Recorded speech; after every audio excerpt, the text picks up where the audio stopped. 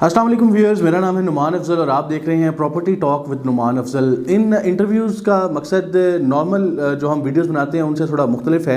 Normally हमारे channel पर जितनी भी वीडियोस लगती हैं उनमें कोई ना कोई प्रोजेक्ट हम डिस्कस करते हैं आपके साथ, जिसमें हम उस प्रोजेक्ट की एमिनिटीज़ और फैसिलिटीज़ के हवाले से आपको बताते हैं कि उनमें क्या ऐसी खास बात है जिस वजह से आपको वहाँ पर इन्वेस्टमेंट करनी चाहिए। लेकिन मैंने सोचा अपने व्यूअर्स के लिए, उनको गाइड करने के लिए कुछ ऐसी वीडियोज़ भी बनानी चाहिए जिनमें आपके लिए गाइडलाइंस प्रोवाइड की जाएँ कि प्रॉपर्टी से मुतालिक जनरल डिस्कशन की जाए। और उसमें हम कोशिश करते हैं डिफरेंट गेस्ट्स को जो है बुलाते हैं। प्रीवियस वीडियोस में आपने assistant CEO universal property network mister Haris Ahmed sahab का भी इंटरव्यू देखा होगा। इसी तरह उसमें भी कुछ लोगों ने कमेंट्स में क्वेश्चंस किए हैं। आने वाली वीडियो में हम उनके क्वेश्चंस भी वीडियो में रखेंगे।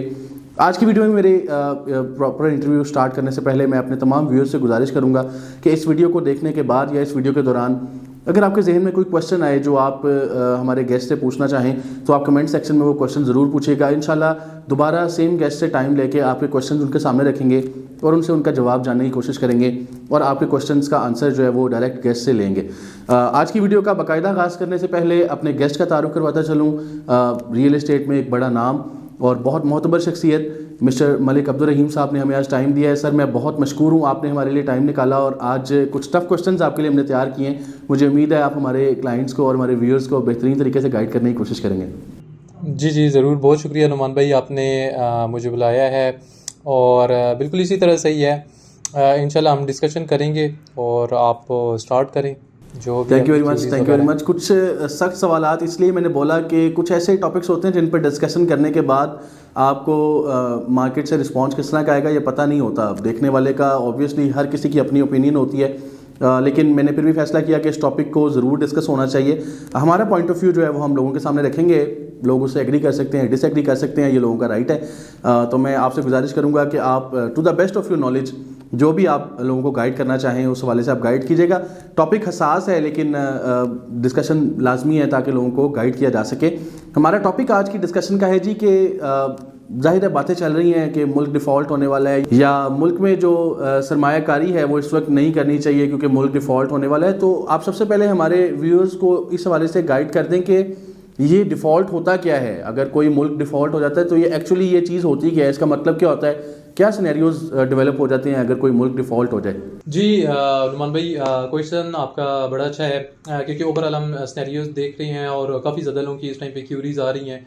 और ओवरऑल अगर मार्केट में देखा जाए तो डेफिनेटली ये एक ऐसी चीज़ है जिसकी वजह से पैनिक क्रिएट हुआ पड़ा है और उसका डायरेक्टली इम्पैक्ट जो है वो हम रियल स्टेट की मार्केट में भी देख रहे हैं। ओवरऑल और बिजनेस भी हैं लेकिन रियल स्टेट पे भी काफ़ी ज़्यादा इम्पैक्ट पड़ा है। अच्छा, जो आपकी ये क्यूरी है कि अगर पाकिस्तान डिफ़ॉल्ट होता है तो क्या सिनेरियो बनता है, सबसे पहले मैं एक चीज़ क्लियर करना चाहता हूँ कि हमारी तरफ ना अनफॉर्चुनेटली एक बड़ी अजीब सी सिचुएशन क्रिएट हुई है। लोगों को इतना ज़्यादा अभी क्लियर नहीं है कि अगर एक मुल्क डिफ़ॉल्ट में चला जाता है तो उसके आफ्टर इफेक्ट्स क्या होंगे और क्या इम्पैक्ट पड़ेगा और क्या अगर एक मुल्क डिफ़ॉल्ट होता है तो वो बिल्कुल ख़त्म हो जाता है। अच्छा, इसकी एक मैं एग्जांपल से स्टार्ट करता हूँ। हम ना प्रीवियसली अगर देखें लास्ट अगर 50 इयर्स या 60 इयर्स का हिस्ट्री उठाएं तो उसमें हमने देखा है कि मुख्तलिफ कंट्रीज़ हैं और ऐसी नेशंस डिफ़ॉल्ट वाली साइड पे गई हैं जो काफ़ी स्ट्रांग नेशंस हैं, जिसमें आपका फ्रांस वगैरह है, ग्रीस वगैरह और इस तरह के मल्टीपल कंट्रीज़ हैं और काफ़ी ज़्यादा ये नंबर्स हैं। अगर उन्हें देखते हैं तो इस तरह का नहीं हुआ कि एक दफ़ा मुल्क अगर डिफ़ॉल्ट वाले सिनेरियो में गया तो वो रिकवर नहीं कर सका। होता ये है कि जब भी कोई मुल्क डिफ़ॉल्ट वाले सिनेरियो में जाता है तो इतनी डेफिनेटली उसका इम्पैक्ट पड़ता है, लेकिन उसमें ये नहीं है कि हम लोग रिकवर नहीं कर सकते। हिस्ट्री में ये रहा है कि जब भी कोई मुल्क डिफ़ॉल्ट वाले सीन में जाता है तो उन लोगों ने जब रिकवरी स्टार्ट की है मोस्टली यही होता है कि आपका 3 ईयर से 5 ईयर्स के टेन्योर में वो मुल्क रिकवर कर जाते हैं। उसमें डिफरेंट चीज़ें हैं। उसमें सबसे पहले ये है कि अल्हम्दुलिल्लाह हम लोग एग्रीकल्चर में बहुत अच्छे हैं और एग्रीकल्चर वाला सेक्टर हमारे पास है। अब करना ये है कि जिस टाइम पे फॉर एग्जांपल खुदा न खास्ता ऐसी कोई सिचुएशन क्रिएट हो जाती है कि हम इस तरफ चले जाते हैं, पहली बात तो ये है कि हम लोग बिल्कुल भी नहीं जाने वाले, ये मैं क्लियर कट बताना चाहता हूँ। इंशाल्लाह उसमें सबसे बड़ा मेन रीज़न ये है कि हम लोग न्यूक्लियर पावर हैं और इसका बहुत ज़्यादा बेनिफिट है हम लोगों को।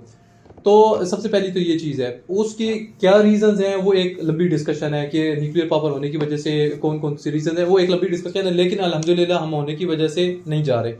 दूसरा ये है कि फॉर इंशाल्लाह। एग्जांपल अगर इस तरह का कोई सिचुएशन क्रिएट हो जाती है तो उसमें यह है कि एग्रीकल्चर जो सेक्टर है आपका वो एक बहुत बड़ा सेक्टर है जिसने प्रीवियसली भी हिस्ट्री में देखा है कि जो कंट्रीज हैं उसको रिकवर किया है। उसमें ये होता है कि जब आप एग्रीकल्चरली स्ट्रांग हैं तो आप एक्सपोर्ट अपनी इंक्रीज कर देते हैं। अब होगा क्या, सिचुएशन ये क्रिएट होगी कि फॉर एग्जांपल इस तरह का कोई सर्कमस्टांसेस बन जाते हैं तो सबसे पहले इम्पैक्ट पड़ेगा हमारी करेंसी पे। हमारी करेंसी बहुत ज़्यादा डिवैल्यू हो जाएगी।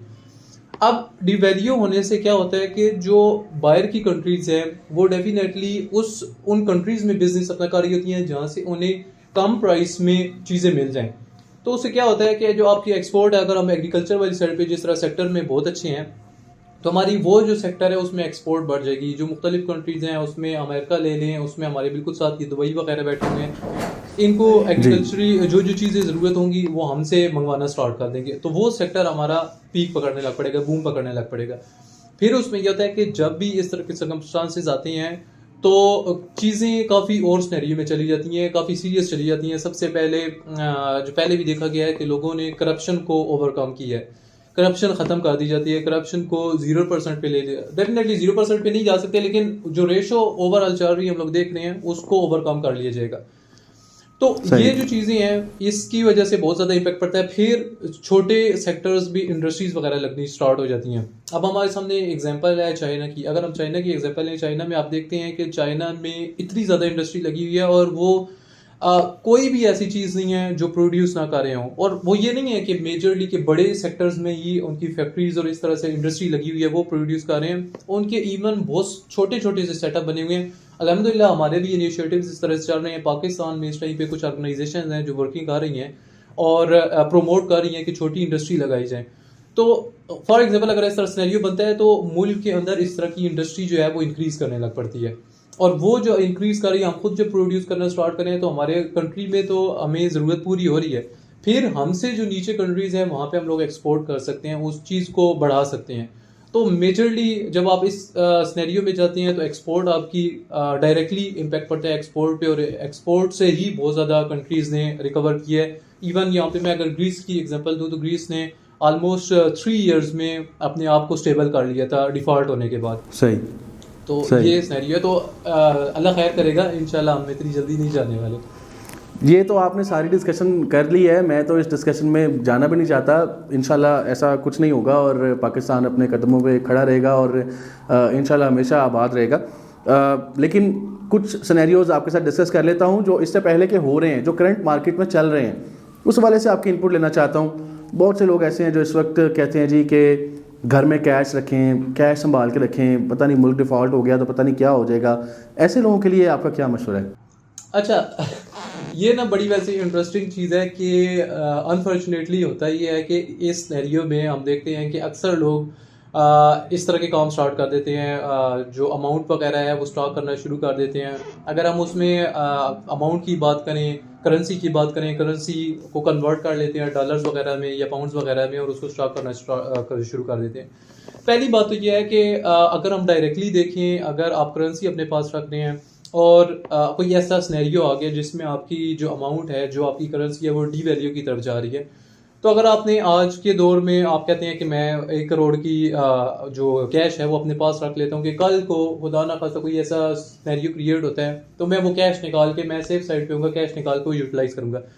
तो सबसे पहली चीज़ ये है कि जब आपकी करेंसी डिवैल्यू हो रही है तो फिर उस टाइम पे आप अगर करेंसी रख भी लेते हैं अपने पास तो आपका फ़ायदा नहीं है। वो डायरेक्टली जब आपकी करेंसी डीवैल्यू हो रही है तो कल जो आपने 1 करोड़ रुपए अपने पास रखा था वो डीवैल्यू होके वो आपका 1 करोड़ शायद आपका डिफ़ॉल्ट होने के बाद या इस तरह सिचुएशन के बाद वो 80 लाख पे आ जाए। उसकी जो एक्चुअल वैल्यू है, जो एक्चुअल वर्थ है वो कम चली जाए।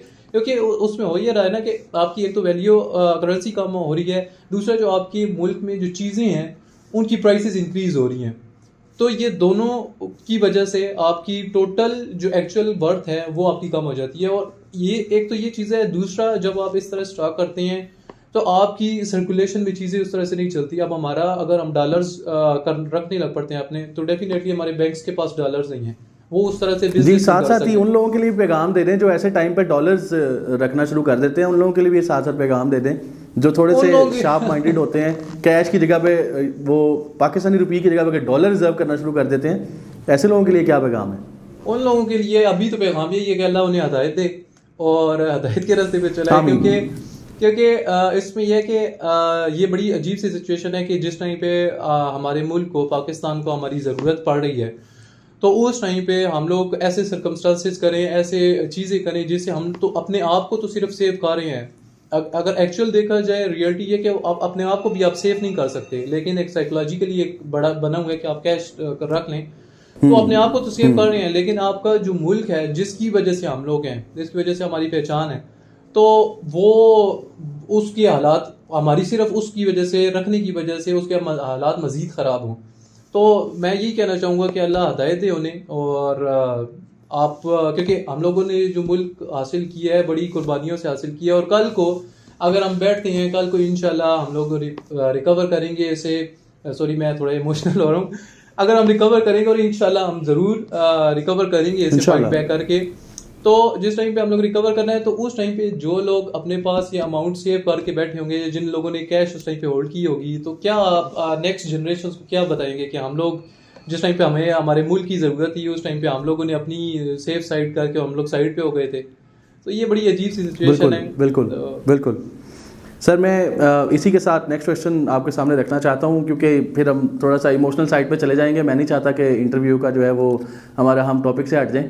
लोगों को अल्लाह ताला हिदायत दे और मुल्क के लिए बेहतर सोचने की तौफीक अता फरमाएं। आपके ख्याल में ऐसी वक्त में क्या सेफ़ ऑप्शंस होती हैं इन्वेस्टमेंट के लिहाज से? अगर कोई शख्स चाहता है इस वक्त कि मेरे पास कुछ पैसे पड़े हैं, मैं उनको कहाँ पे यूटिलाइज़ करूँ? कैश रखूँ, डॉलर रखूँ, गोल्ड ख़रीदूँ, प्रॉपर्टी ख़रीदूँ, गाड़ी ख़रीदूँ? कहाँ पे वो अपनी इस वक्त अमाउंट को यूटिलाइज़ करें कि इस ऐसे मुल्की हालात में उनकी सेफ़ इन्वेस्टमेंट हो जाए? अच्छा, इसमें ना सैलरी ये है कि कैश की तो डिटेल से बात हो गई है कि अगर आप कैश रखते हैं तो उसका डायरेक्टली इम्पैक्ट क्या पड़ा है कि आपकी ऑलरेडी डीवैल्यू हो रही है करेंसी जो है।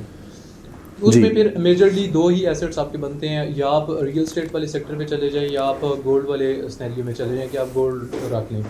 तो उसमें ये नहीं है कि हम लोग, या मैं पर्सनली खुद रियल एस्टेट से बिलोंग करता हूँ, तो मैं सबको ये कहूँगा कि आप रियल एस्टेट वाले सेक्टर पे जाएं। जो लोग अगर गोल्ड वगैरह भी करना चाहते हैं तो वो भी एक अच्छा एसेट है, लेकिन अगर कंपैरेटिवली देखा जाए, अगर आप कंपैरिजन में देखें कि गोल्ड और आपके पास रियल एस्टेट हो, तो फिर आपको बेहतर ये है कि आप रियल एस्टेट वाली साइड पे चले जाएं, क्योंकि उसमें ये है कि जब आप रियल एस्टेट वगैरह ले रहे हैं, आपने इस तरह की कोई प्रॉपर्टी वगैरह ले ली है और आपकी कोई इशू नहीं है अगर करेंसी भी डिवैल्यू हो गई है, लेकिन ऐसे सिनेरियोज में बेसिकली होता ही है कि अभी हम जिस तरह मार्केट देख रहे हैं कि थोड़ी सी स्लो है मार्केट, और जो ओवरऑल प्रॉपर्टी की प्राइसेस हैं वो नीचे आई हुई हैं।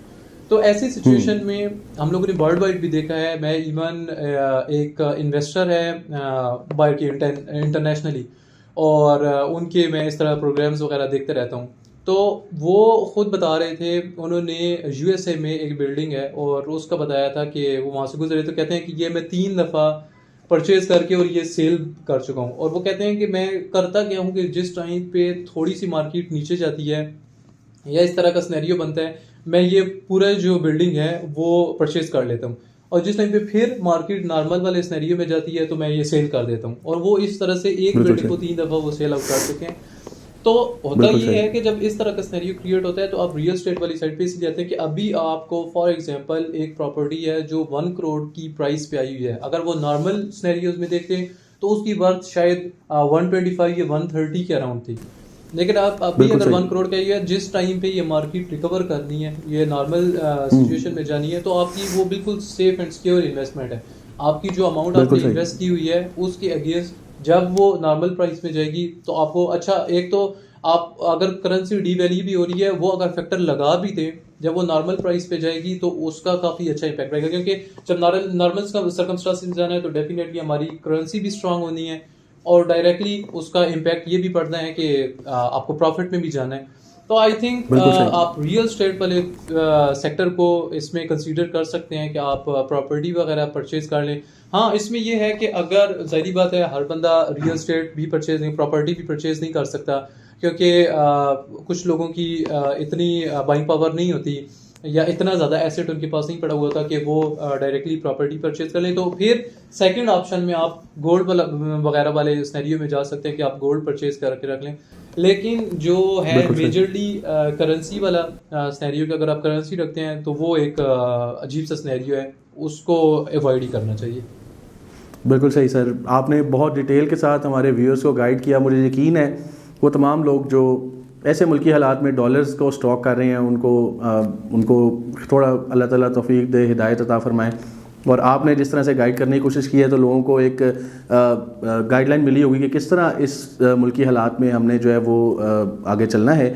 मुझे यकीन है आज की हमारी वीडियो से बहुत से लोगों को फ़ायदा हुआ होगा। सर आपका बहुत बहुत शुक्रिया, आपने अपना स्पेशल टाइम दिया।